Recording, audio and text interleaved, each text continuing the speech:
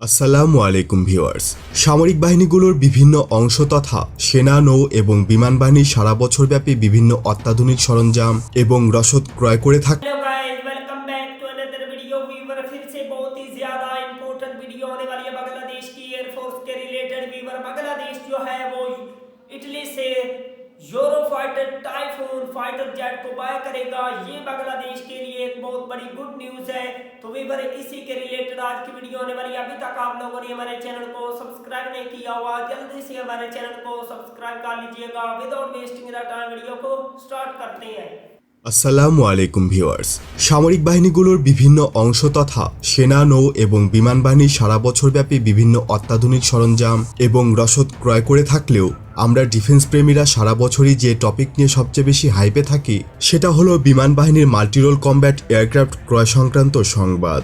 গত কয়েক বছরব্যাপী নানা আলোচনা সমালোচনা হয়েছে এই বহুল প্রত্যাশিত এমআরসিএ ডিল নিয়ে। কখনো ফ্রন্টলাইনে মিগ-1 মিগ-35, কখনো বা সুখোই SU-30, আবার কখনো চেংদু জেটেনের নাম সামনে এসেছে। আপনারা সবাই জানেন এমআরসিএ ক্রয়ের জন্য অর্থ মন্ত্রণালয়ের কাছে 25,200 কোটি টাকা বরাদ্দ চেয়েছে বাংলাদেশ বিমান বাহিনী। পশ্চিমা দেশ হতেই এমআরসিএ ক্রয়ের জন্যই এই অর্থ বরাদ্দ চাওয়া হয়েছে। আর আমাদের রিকোয়ারমেন্ট অনুযায়ী পশ্চিমা দেশে এমন দুইটি ফাইটারই রয়েছে, সেগুলো হলো টাইফুন এবং রাফাল।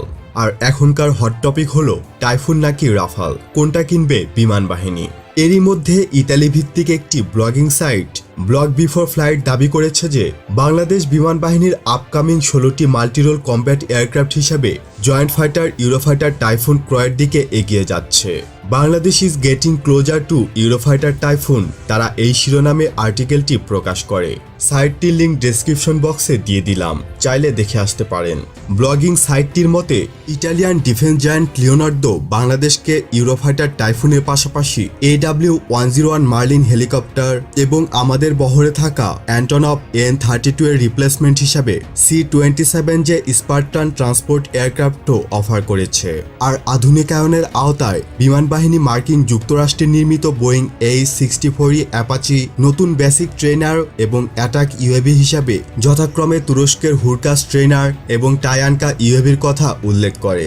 তারা বলছেন প্রাথমিকভাবে রাশিয়ান অপশনের দিকেই ঝুঁকেছিল বিমান বাহিনী, তবে সম্প্রতি বাংলাদেশের পশ্চিমা নীতির কারণেই পরিকল্পনায় পরিবর্তন আসে। তাদের মতে ইউরোফাইটার টাইফুন কেনা হলে সেগুলো বিমান বাহিনীর পুরাতন F-7 সিরিজের যুদ্ধবিমান এবং দীর্ঘমেয়াদী পরিকল্পনার আওতায় মিগ-29 বিমানকেও রিপ্লেস করতে পারে। এছাড়াও ঢাকাটুইট.com নামের একটি পোর্টাল তাদের শিরোনামে লিখেছেন Bangladesh is buying Eurofighter typhoon. Bangladesh বিমান বাহিনী কেন ইউরোফাইটার টাইফুন কিনছে সেই সম্পর্কিত বিস্তারিত আলোচনা তাদের আর্টিকেলে প্রকাশ করেছেন। তো আজকে এতটুকুই, নতুন কোনো ভিডিও নিয়ে খুব দ্রুতই হাজির হব ইনশাআল্লাহ। সে পর্যন্ত ভালো থাকুন, সুস্থ থাকুন, ইনফরমেটিভ বাংলার সাথে থাকুন। দেখা হবে আবারও। আল্লাহ হাফিজ।